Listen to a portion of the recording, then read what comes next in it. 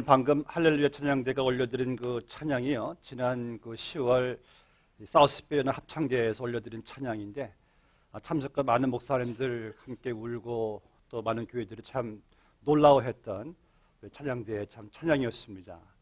그때가 생각이 나는데 금년도 기대가 되고 우리 한번 하나님께 영광의 박수 올려드리겠습니다. 그냥 감사합니다. 하나님의 말씀 이사야서 46장 3절에서 7절 말씀까지 봉독해 드리겠습니다. 구약 1025페이지 되겠습니다. 하나님의 말씀입니다.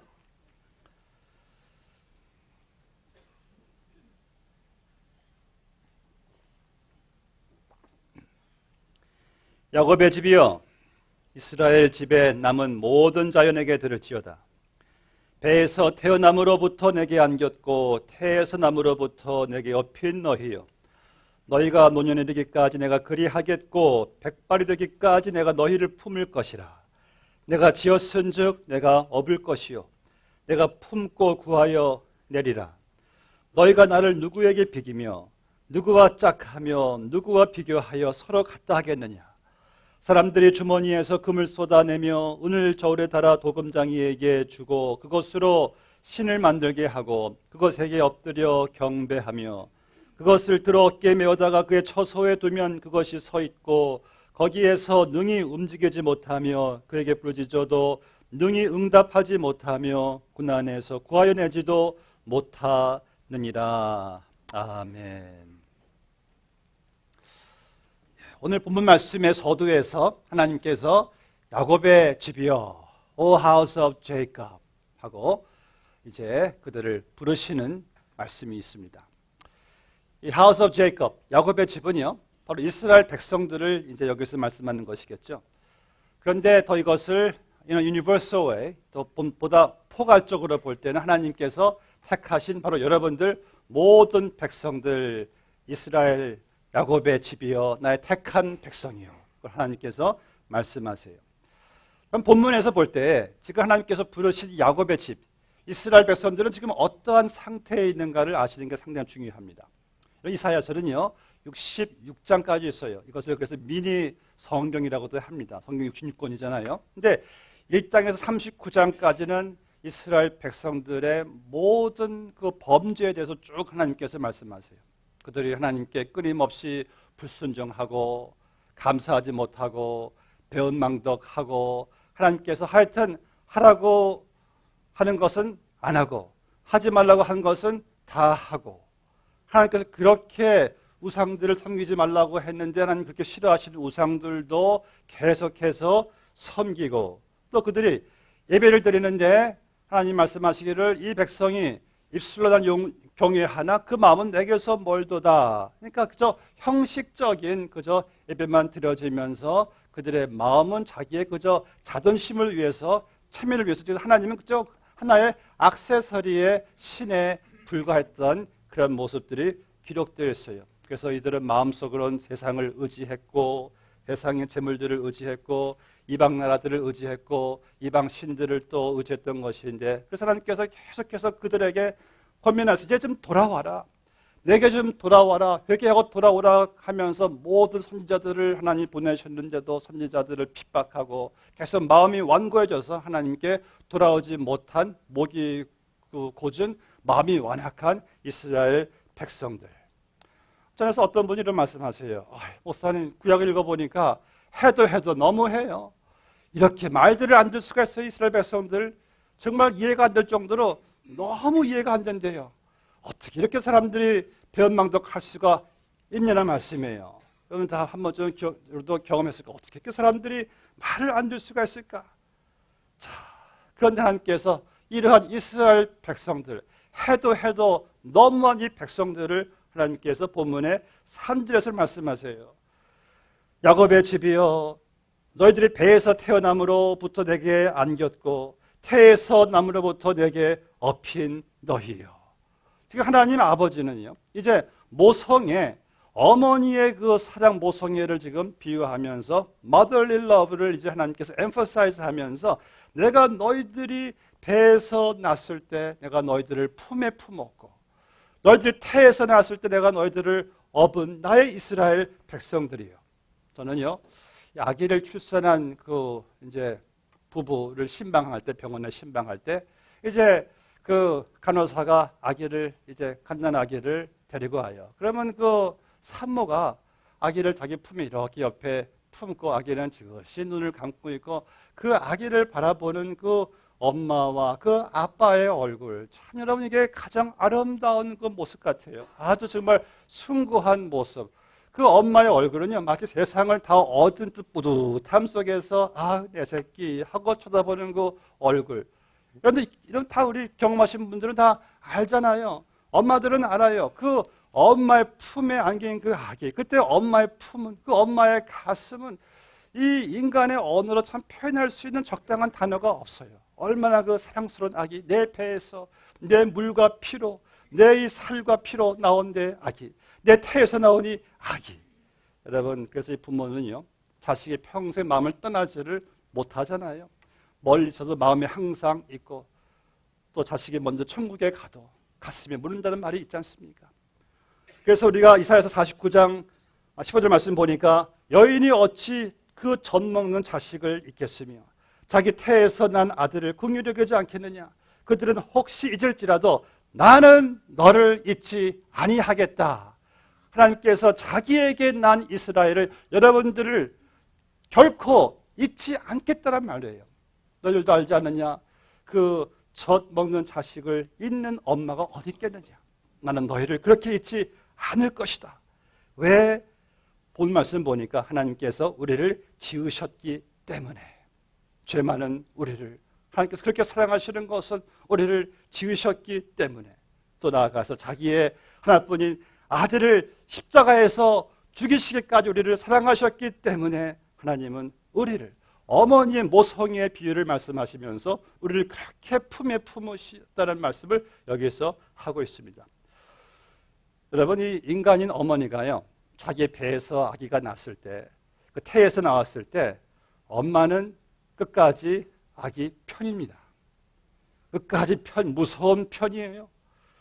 왜요? 내 아기, 내 새끼인데 내가 제일 내 아기에 대해서 내가 그 아기의 편인데 누가 뭐라도 떼어놓을 수 없는 내 편. 무서울 정도로 무서운 편애가 있습니다. 엄마는. 왜? 자기 새끼니까 무섭게라도 그 아기를 저 얼마나 편애하고 사랑합니까? 뭐 설명하지 않아도 여러분 기억하실 거예요. 다 아실 거예요. 그래서 여러분 어머니 앞에서 그 자녀들 건들지 마세요. 큰일 납니다. 건졌다간 큰일 나. 내 새끼 내가 이 애기 얼마나 편인데. 제가 한번 그래서 혼났습니다. 저는 우리 교회에서 그 효도 관광을 이제 팜스프링을 갔을 때 밤에 이제 풀장에서 이제 좀 수영하는데 보니까 3남매 같아요. 한 11살 때 보이는 한국에서 가던 아이들 같은데 애들이 뭐 놀면서 수영하는데 다 하나같이 이게 모자를 푹 뒤집어 쓰고 수영을 하길래 한국에서는 저렇게 수영하는구나. 제가 그랬어요. 얘들아, 미국에서는 그렇게 수영 안 해도 모자 벗고 좀 답답해 보인다. 좀 벗고 해라. 그러니까 애들이 조금 있다가 코너에 있는 엄마한테 가서 엄마, 저 오빠는 심했다. 오빠가 아니라 저 아저씨가 우리한테 이거는 한국에서 하는 거고 미국에서 있는 거 쓰는 게 아니래. 하니까 엄마의 눈을 보니까요.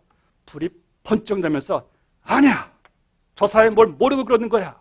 니들이 맞아. 모자 쓰고 해. 제가 무안해지더라고요. 슬며시 풀장을 나왔습니다. 야, 엄마는 자기 새끼들에게는 다 저렇게 강한 편이구나. 여러분, 하나님께서는요. 이스라엘 백성들이 툭하면 하나님께 돌아서고 말 안 듣고 하나님 싫어하시는 건 다 골라서 하는데도 하나님께서는 늘 자기 백성들 편에 서시는 것을 우리도 이사야에서 발견하게 됩니다. 하나님, 우리가 잘못하고 실수해도 하나님은 우리의 편이라고 하나님께서 말씀하세요. 본문의 3절 말씀 끝부분에 보시면은 하나님께서 자기 백성들에게 말씀하시기를 태에서 나무로부터 내게 업힌 너희요. 하나님께서는요, 이 태에서 나온 그 아기가 엄마의 등에 업힌 그것을 이렇게 하나님께서 표현하시면서 아기를 업고 있는 엄마로 자기를 하나님께서 묘사하고 계십니다.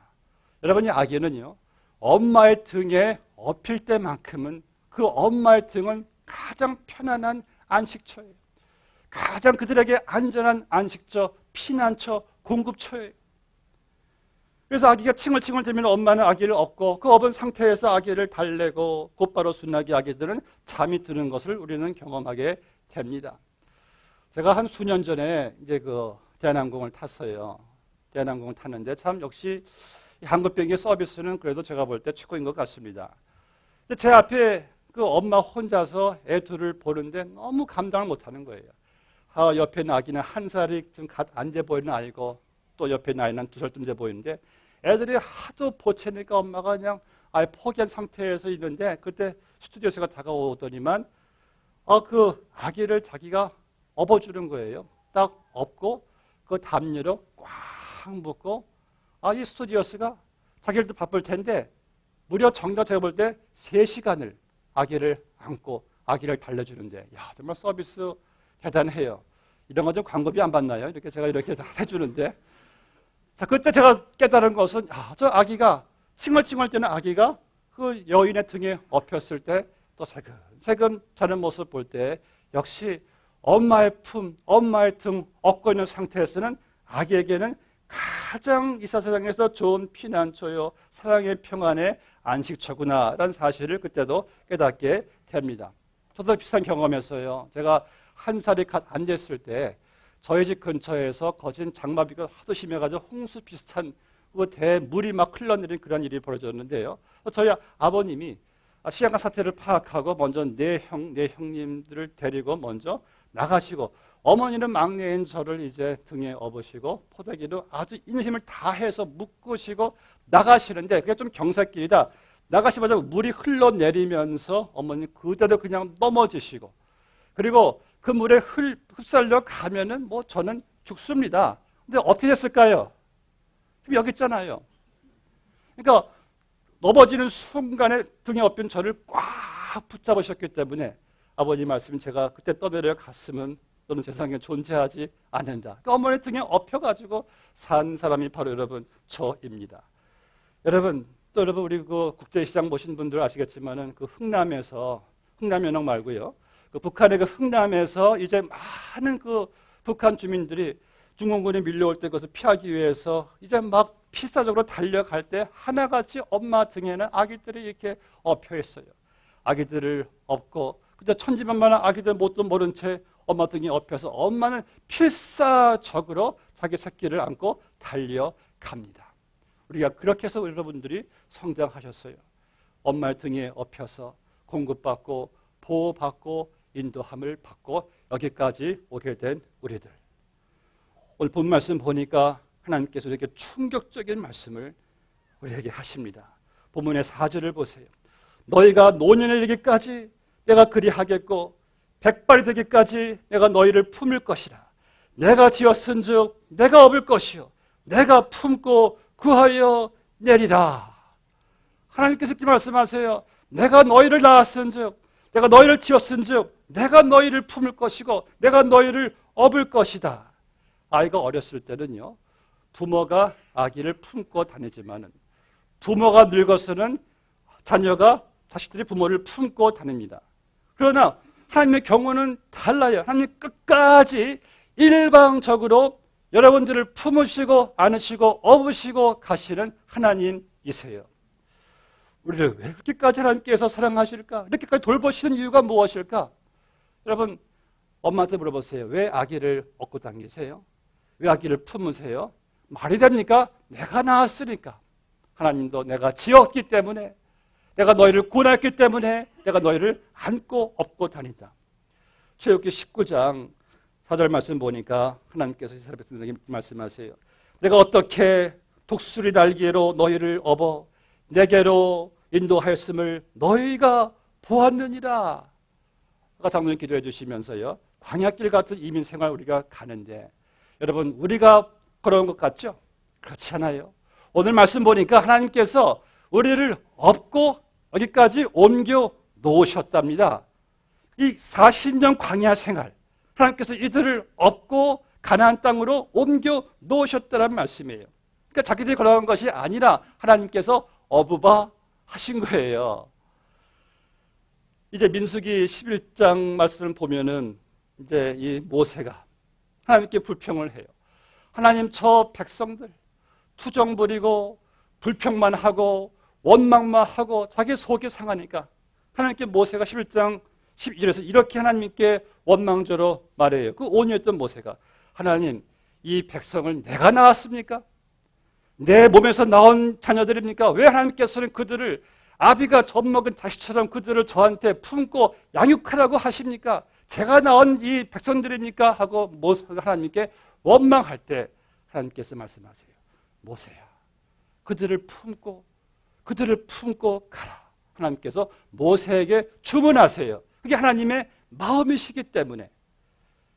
여러분, 하나님께서 당신이 지으시고 당시 독생자 예수 그리스도까지 죽으심으로 말미암아 하나님께서 그 우리를 젖먹는 아이를 품듯이 어머니 등에 업힌 아기들처럼 하나님께서는 여러분들을 지금까지 노년에까지 백발되기까지 우리를 품고 업고 오셨습니다. 이런 모습 많이 보셨죠? 엄마 등에 업힌 아기가 막 투정 부리고 손에 쥐고 있는 거 막 젖병도 그냥 던지고 막 짜증내고 울어대고 막 그러면은요, 엄마는 그 아기를 아는 상태에서 애가 던지는 것도 주워서 또 물려주고 칭얼칭얼 대면 또 이렇게 또 달려주고 애를 어떻게 해서든 재우려고 그런 모습 여러분 기억나시죠? 다 경험하셨을 거예요.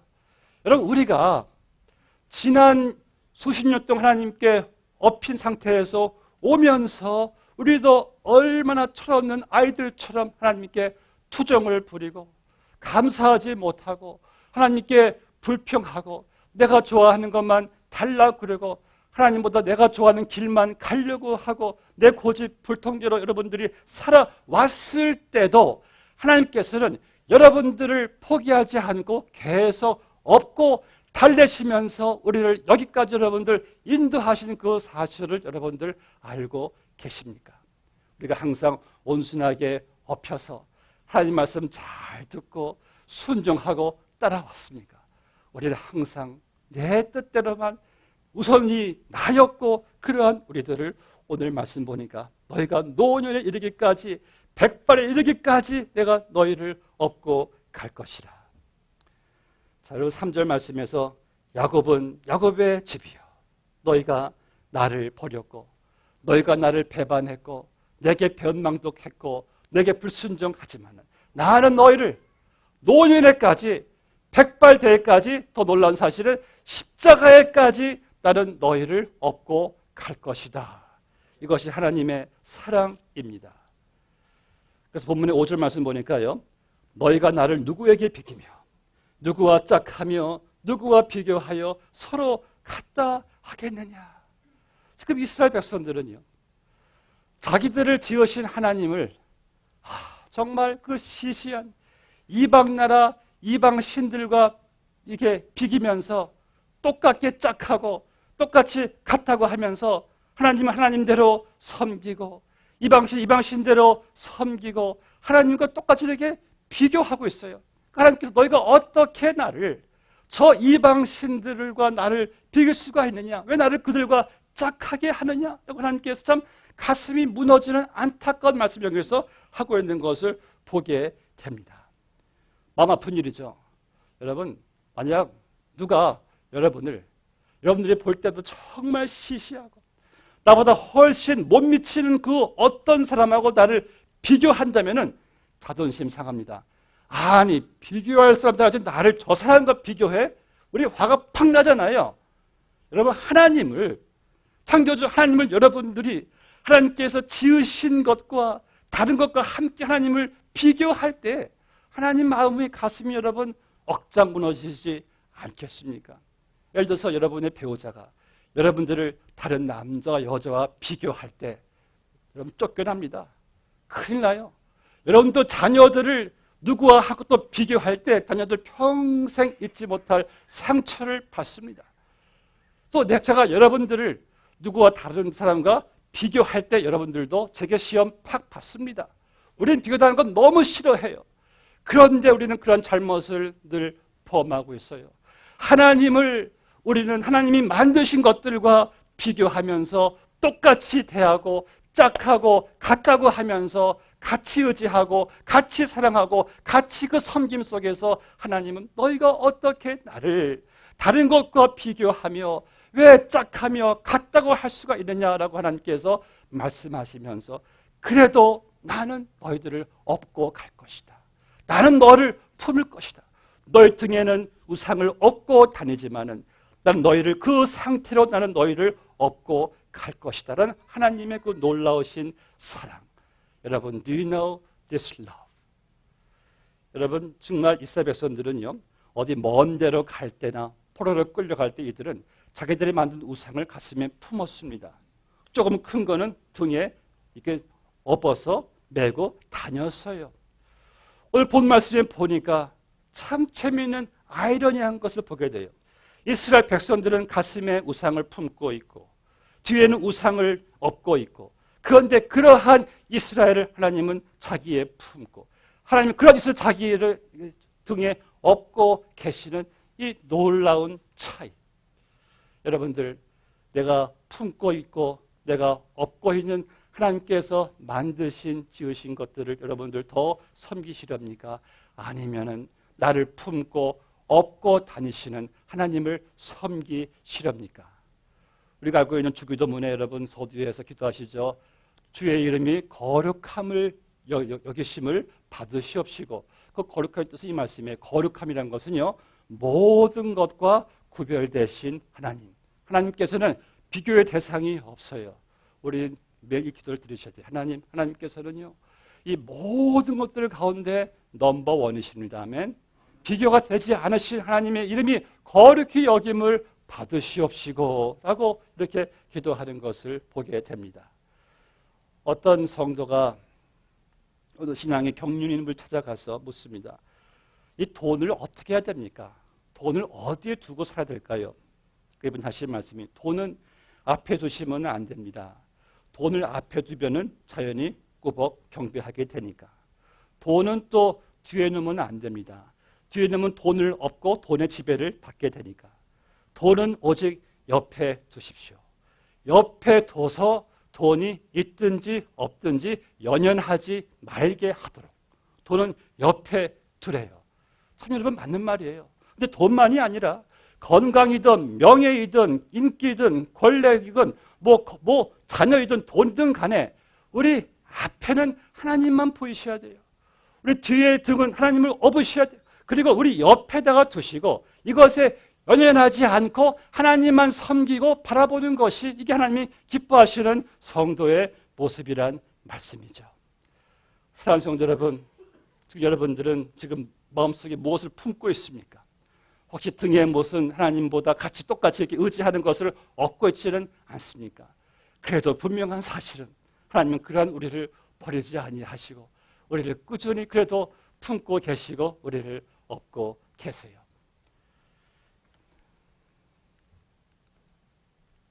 여러분이 나야가라 폭포에 가신 분은 아시겠지만은 저기 가시면 상당히 현기증이 나요. 어지러워요. 나야가라 폭포를 이제 그 외주를 타기로 이제 많은 사람들이 또 외주를 타서 성공을 했잖아요. 그래서 이 사진이 있는데 저 폭포수를 외주를 타는 것은 좀 생명을 좀 거는 겁니다. 그런데 이런 것을 많이 보았지만은 이 나야가라 폭포의 외줄 타기에 제일 첫 번째 인류 역사상 처음으로 성공한 사람은 1858년에 한여름에 찰스 브론든이나 프랑스 그 출신의 고개사예요. 이 스토리를 이게 잘못 왜곡돼서 전해지기도 하지만 제가 오늘 바르게 그 스토리를 잡아드리겠습니다. 자, 이 나야가라 폭포에서 찰스 브론든이라는 사람이 1895년에 전 세계에 발표를 했어요. 내가 나야가라 폭포를 외줄로 횡단할 것이다, 건너갈 것이다. 그래서 뭐 외신들이 다 거기에 그냥 다 주목했었죠. 그래서 48m 높이의 로프를 매달아 놓고 이 9파운드의 장대를 가지고 찰스 브론든이 이제 건너가는 걸 여러분들 아시겠을 거예요. 건너가요. 건너갔을 때 세계 최초 역사상 일어난 일이니까 사람들이 막 그냥 뭐 열광했죠. 근데 다시 또 돌아갈 때는 이제는 내가 또 한 가지 할 텐데 내가 누굴 등에 업고 갈 것입니다. 믿겠습니까? 하니까 믿습니다. 그랬어요. 그럼 누가 내 등에 업을 것입니까? 우리가 알기로는 그 딸이라고 하는데 딸이 아니고요.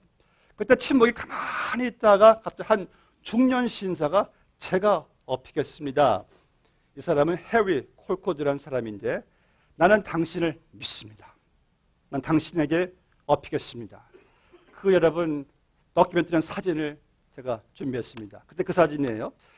해리 콜코드라는 차가 이제 그 찰스 브론든 위에 업혀가지고 사람들은 숨 죽이면서 한 발 한 발 내릴 때마다 저 찰스 콜코드를 업고 가는 찰스 브론든에 대해서 다 주목하고 있을 때 무사히 폭포를 건너갔어요. 성공했어요. 그런데 자기의 목숨을 걸고 업힌 저 찰스 해리 콜코드라는 사람은 누구인가? 바로 이 찰스 브론든의 매니저였어요. 이 사람의 용기가 어디서 나왔겠습니까? 평생 이 찰스 브론든을 지켜보았 그 경험을 해보니까 자기의 목숨을 걸어도 신뢰할 만한 사람이었으니까 매니저가 찰스 브론든 고개사의 등에 업혀서 횡단을 합니다. 여러분, 용기는요 신뢰에서 나오는 거예요.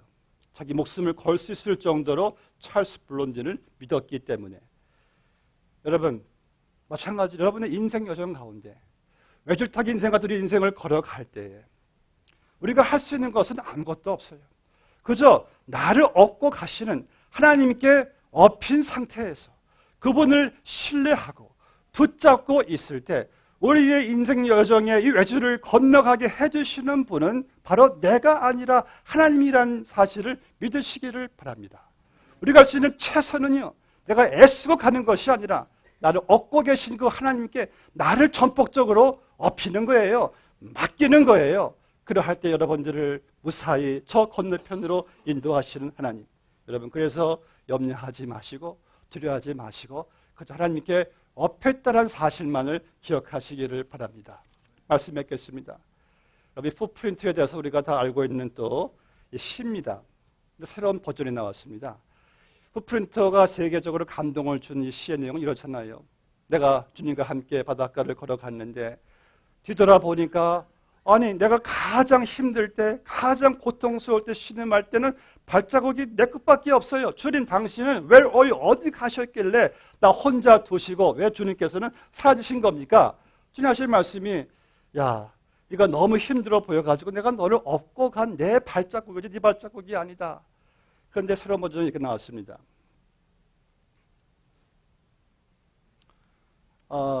이제 내가 주님과 함께 또 걸어가는데 뒤를 돌아보니까 아니 발자국이 지그재그로 어지럽게 막 있는 거예요. 주님 왜 이렇게 방황하셨습니까? 왜 길을 못 찾으신 겁니까? 주님께서 너와 함께 가다가 네가 너무 사랑스러워서 너를 업고 춤추면서 갔단다. 여러분, 저는 그런 경험 많았어요. 애 자꾸 당기면서 너무 애가 예쁘니까 들어가자 내 새끼 하고 춤추기로 경험 다 기억나시죠? 성경에 보니까요, 스바냐 3장 10절 말씀하시기를 너희 하나님 여호와가 너희 가운데 계시니 그는 구원을 베푸실 전능자이시라. 그가 너로 말미암아 기쁨을 이기지 못하시며 너를 잠잠히 사랑하시며 너로 말미암아 즐거이 부르며 기뻐하시리라. 기쁨을 이기지 못하신대요. 우리를 업은 상태에서 주님께서는 춤을 추시면서 내 아들, 내 자녀 하면서 우리와 동행하시는 주님. 사랑하는 성도 여러분, 우리는 결코 혼자가 아닙니다. 주님이 우리와 함께 하십니다. 힘들 때 주님께 업히세요. 주님을 붙잡으세요. 주님은 여러분과 함께 사랑하는 우리를 향하여 기쁨을 이기지 못하시고 춤추시며 우리와 함께 목적지까지 가실 줄로 믿습니다. 함께 기도하겠습니다. 아버지 하나님, 우리의 인생 여정 뒤돌아볼 때에 우리 주님 지금까지 우리를 품에 품으시고 업고 여기까지 우리를 옮겨 주셨습니다.